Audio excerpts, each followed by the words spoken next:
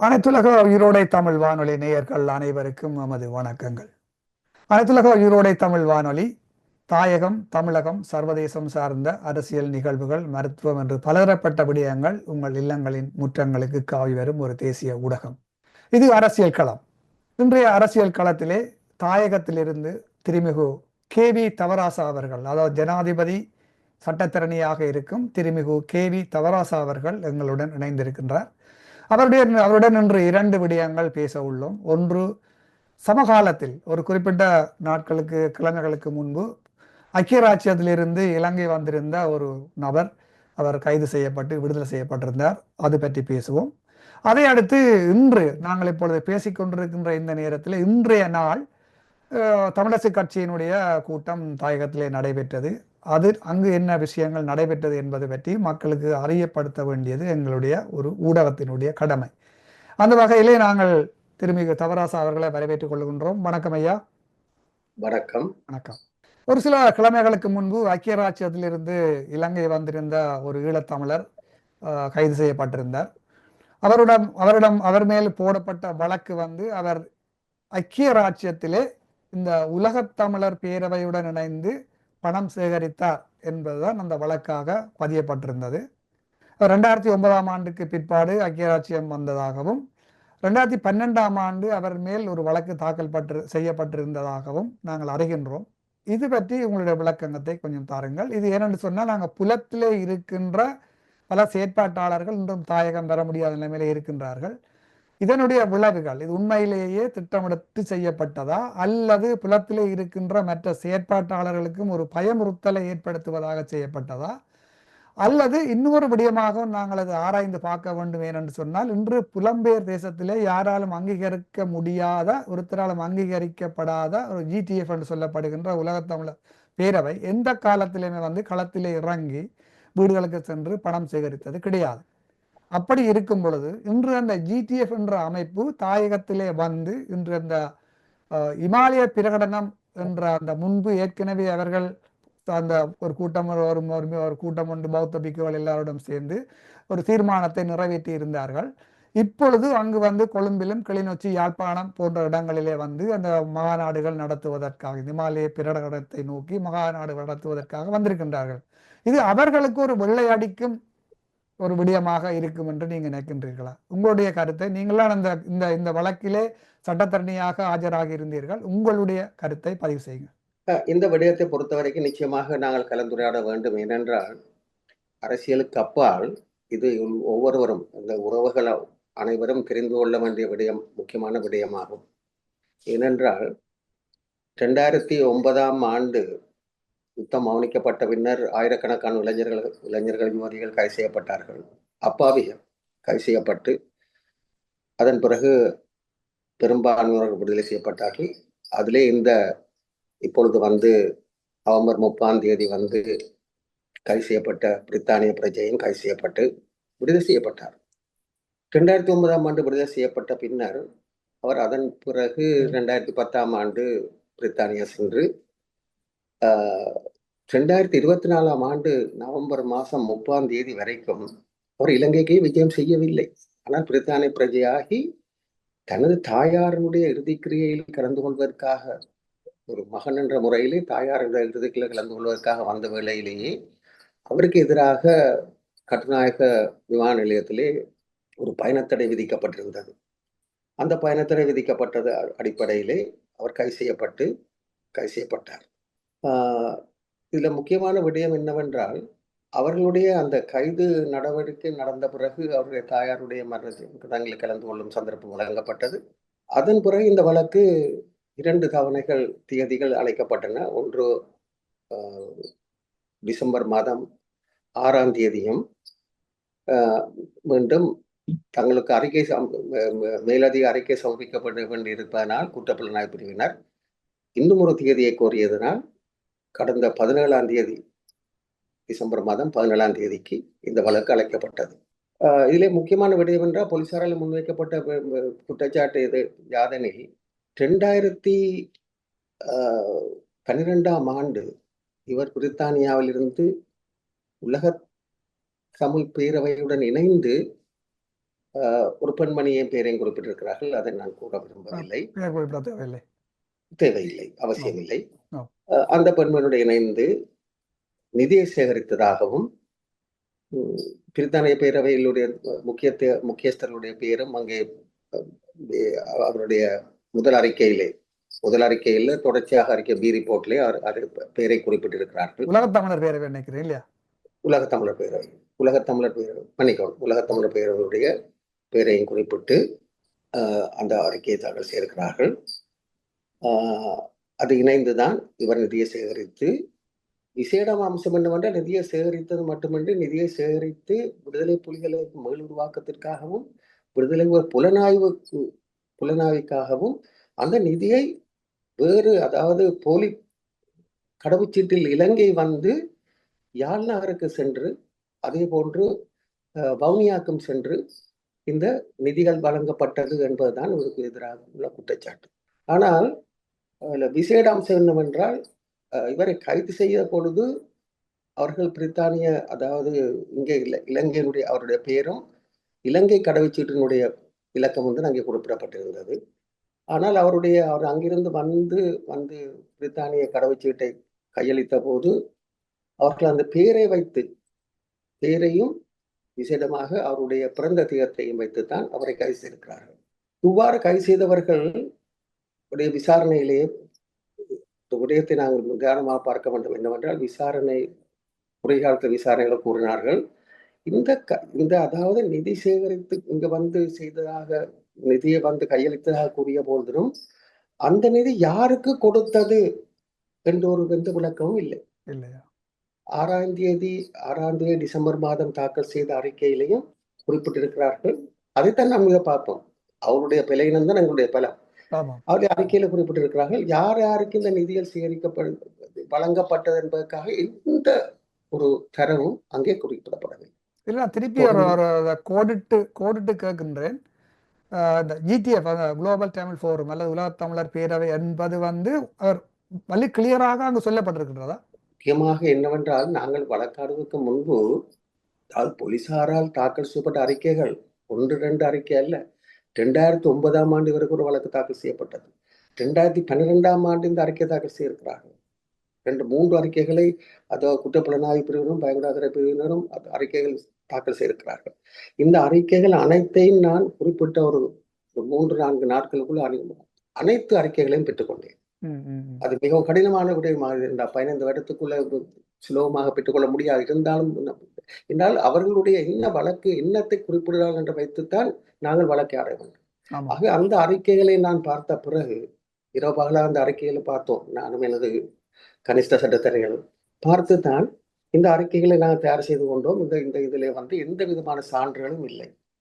அவர் வந்து இவர்கள் கூறுகிறார்களே தவிர எந்த வித விசாரணை வந்து நான் 2010ஆம் ஆண்டு பார்த்தால் 14 ஆண்டுகள் கடந்து விட்ட போதிலும் அறிக்கை செய்து தாக்கல் செய்து 2012 இருந்தாலும் கூட 2024 முடிவடைகிறது. அப்படி இருந்தும் கூட எந்த விதமான சான்றுகளும் குறிப்பிடவில்லை. என்னென்றால் இதுல இந்த சம்பந்தப்பட்டவருடைய கைது வந்து மிகவும் ஒரு முரண்பாடாக இருக்கிறது. ஏனென்றால் இந்த உலகத்தமிழர் பேரவையினுடைய முக்கிய பிரதிநிதிகள் இன்று தாயகத்தில் நின்று இந்த இமாலய பிரகடனத்திற்காக அங்கு உழைத்துக் கொண்டிருக்கின்றார்கள். அவர்கள் உலகத்தமிழருடைய பிரதிகள் என்று தங்களை தாங்களே கூறிக்கொள்பவர்கள். அந்த உலகத்தமிழர் பேரவையுடன் இணைந்து பணம் சேர்த்தார் என்பதற்காக ஒருவர் அங்கு கைது செய்யப்படுகின்றார். இது எந்த அளவுக்கு அந்த ஒரு சட்ட ரீதியாக இது ஒவ்வொருவராக இல்லை அல்லவா? உலகத்தமிழருடைய பேரவைகள் அங்க நிற்கிறோம், அவையில் அரெஸ்ட் பண்ண இல்லை, அவையில் கைது செய்யப்படவில்லை.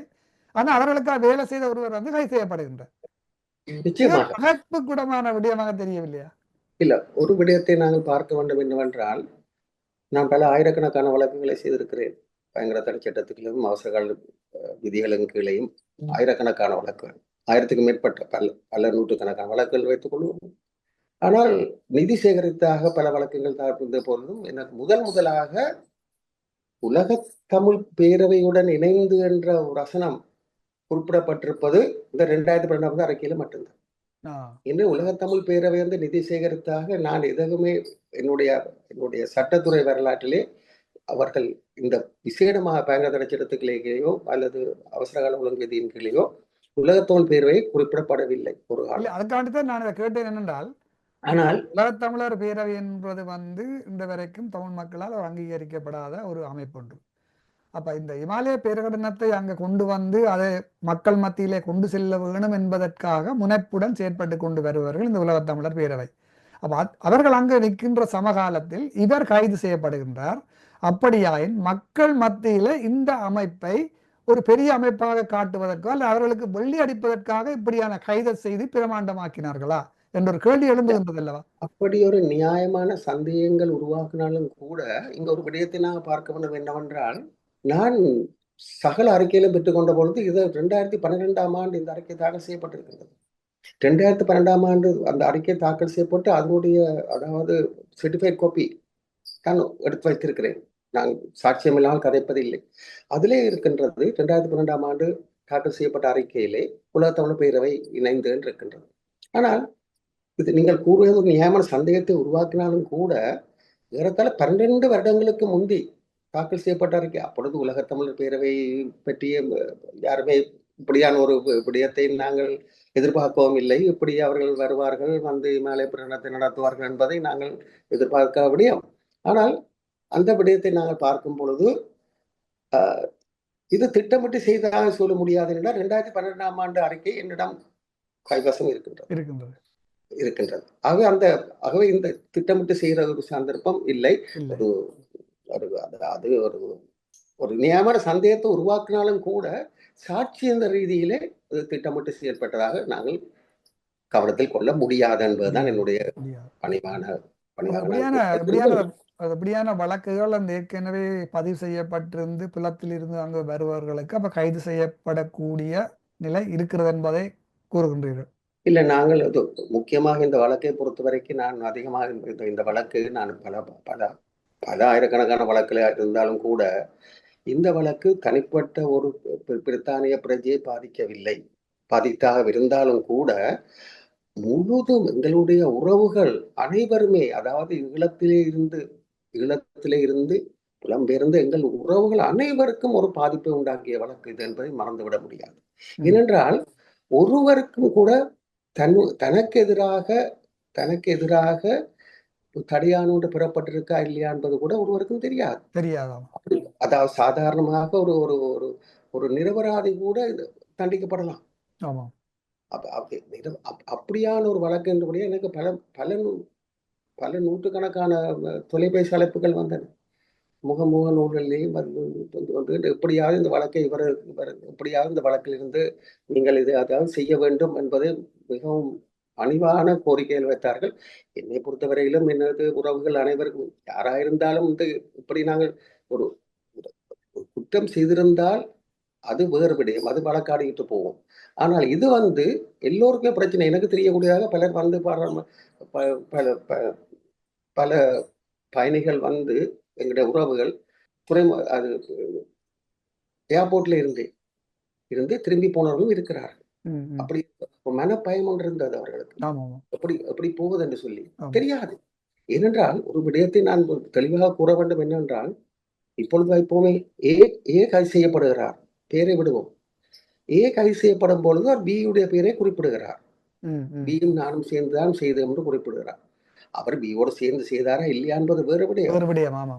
அது வேறு விடயம். ஆனால் பியையும் குறிப்பிடும் பொழுது அவர்கள் அறிக்கையை தாக்கல் செய்யும் பொழுது எப்படி அதாவது இப்ப இந்த பிரித்தானியிலிருந்து வந்த இந்த பிரஜைக்காக எதிராக ஒரு அறிக்கை தாக்கல் செய்யவில்லை.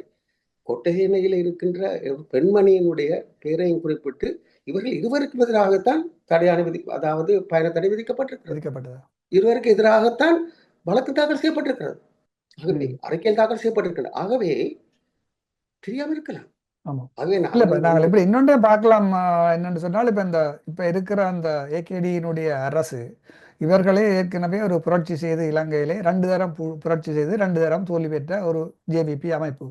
அந்த ஒரு புரட்சி அமைப்பிலிருந்து வந்தவர்களே தமிழர்களுக்கு இப்படியான தாங்கள் யார் என்பதை மறந்து ஈழத்தமிழர் தங்களுடைய நியாயமான, நேர்மையான, நீதியான, நிம்மதியான வாழ்வுக்காக போராடிய போராட்டத்தை கூட கொச்சைப்படுத்தி இன்றும் ஈழத்தமிழர்களுக்கு இப்படியான அநியாயங்கள் செய்யும் பொழுது இவர்களை எப்படி நம்புவது? இவர்கள் எப்படி நேர்மையாக தமிழர்களுக்கான அரசியல் தீர்வை தருவார்கள் என்ற ஒரு கேள்வியும் எழுகின்றது அல்லவா?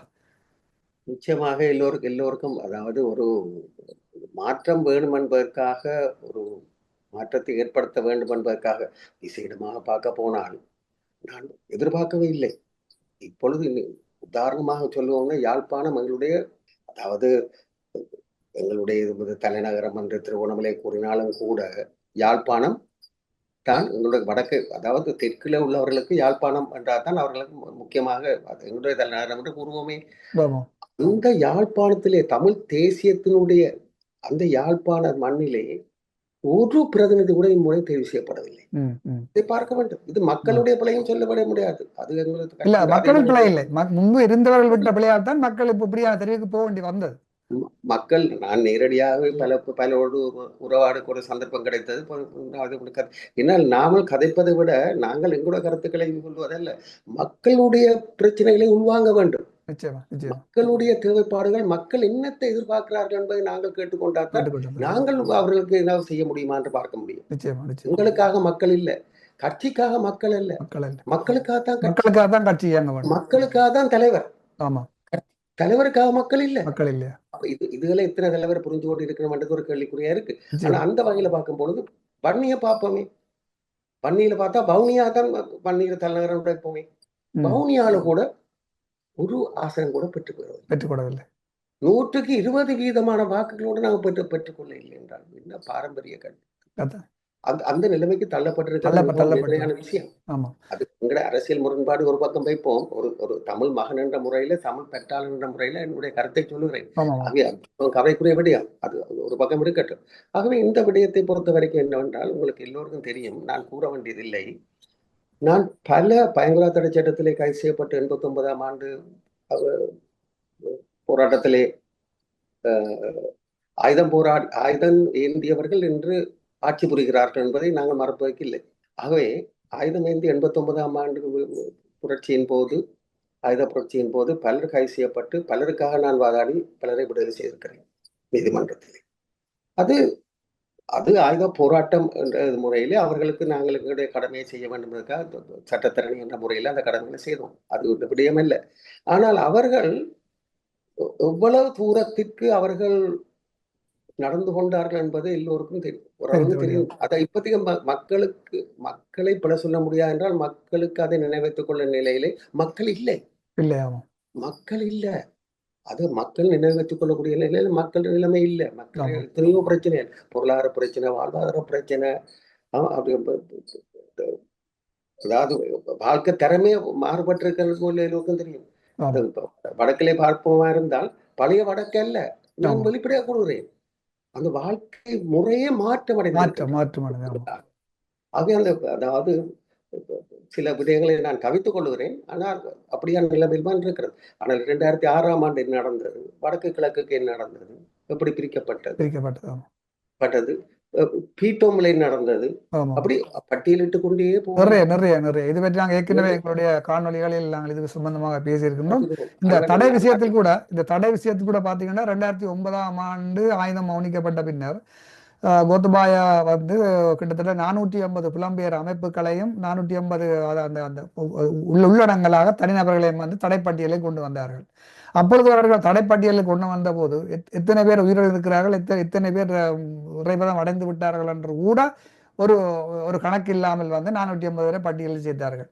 பிறகு 2 வருடத்துக்கு பிறகு 2 வருடங்களுக்கு பிறகு அதுல 150 பேருக்கிட்ட அதை எல்லாம் திருப்பி எல்லாரும் ஃபில்டர் பண்ணி ஒரு 350 பேரை கொண்டு வந்தார்கள். அதுக்கு பிறகு 3வது பட்டியலை ஃபில்டர் பண்ணி 250 பேரை கொண்டு வந்தார்கள். பிறகு ரணில் விக்ரமசிங்க வந்த பிறகு திருப்பி ஒரு 150 பேரை கொண்டு வந்து இப்பொழுது அதுலேயும் பல பேரை அகற்றி இப்போ ஒரு சிறிய ஒரு பட்டியல் ஒன்றை வைத்திருக்கின்றார்கள். அப்ப இலங்கை அரசாங்கம் தொடர்ச்சியாக ஈழத்தமிழர்களுக்கு இப்படியான இந்த தடப்பட்டியல் கொண்டு வரதும் பயங்கரவாத பட்டியல் இடுவதும் அவர்களை ஈழத்தமிழர்களுக்கு எதிராக வழக்குகளை தொடுப்பதும் இது காலங்காலமாக இலங்கை அரசிலே ஈழத்தமிழர்களுக்கு எதிராக நடக்கின்ற விடயங்கள்.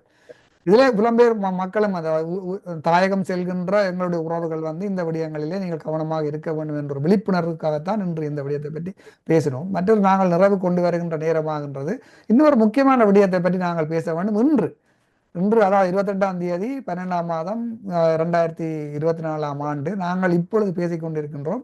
இன்று தாயகத்திலே இந்த தமிழரசு கட்சியினுடைய கூட்டம் நடைபெற்றதாக அறிந்தோம்.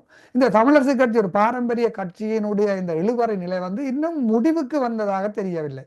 அதை இல்லாமல் சின்ன பின்னமாகி சீரழித்து பிறகுதான் மேல கவனமாக ஒரு சிலர் இருக்கின்றார்கள். இன்று நடந்த கூட்டத்தில் நடந்த விடயங்களை உங்களால் சொல்ல முடியுமா இருந்தால் மக்களுக்கு தெரியப்படுத்துங்கள். நான் சில விடயங்களை கேள்விப்பட்டு ஒரு விடயத்தை நாங்கள் பார்க்க வேண்டும் என்னவென்றால் 75 ஆண்டுகளை தமிழரசு கட்சி நிறைவு செய்த போதிலும் 75 ஆண்டுகள் நிறைவு செய்து விட்டோம்.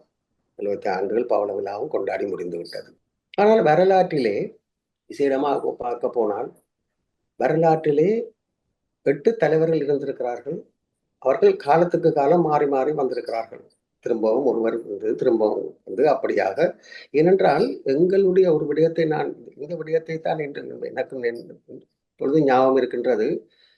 2 கட்சி தலைமைத்துவத்துக்கு போட்டி போடுவதற்காக திரு சிவஞானம் ஸ்ரீதரன் அவர்களும் சுமந்திரன் அவர்களும் விளைந்த பொழுது தலைமை பதவிக்காக நான் எடுத்து இந்த விடயத்தை ஜனவரி மாதம் 10ஆம் தேதி நல்ல நினைவு இருக்கின்றது. நான் எடுத்து இந்த 8 பேருடைய முன்னாள் தலைவர்களுடைய விடயத்தை கூறினேன்.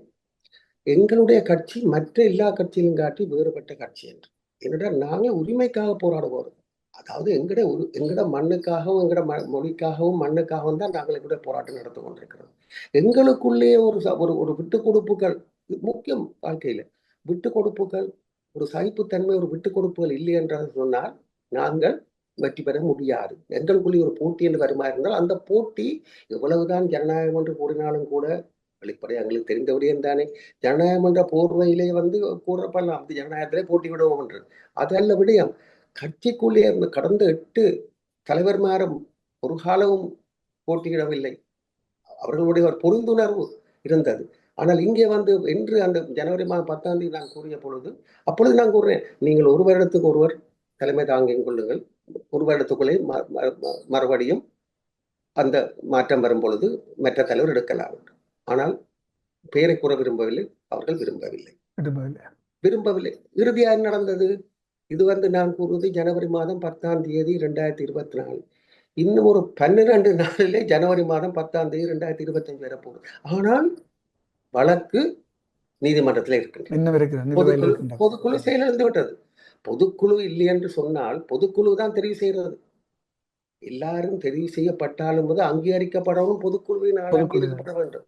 இன்றைய கூட்டத்தின் முடிவு என்ன? எப்படி இன்றைய கூட்டத்துக்கு ஒரு விசேடமான இன்றைய கூட்டம் ஒரு கேலி கூத்தாகத்தான் நடந்திருக்கிறதா என்னால் கூற முடியும். ஏனென்றால் ஒரு கட்சிக்கு ஒரு தலைவர் தான் இருக்க முடியும்.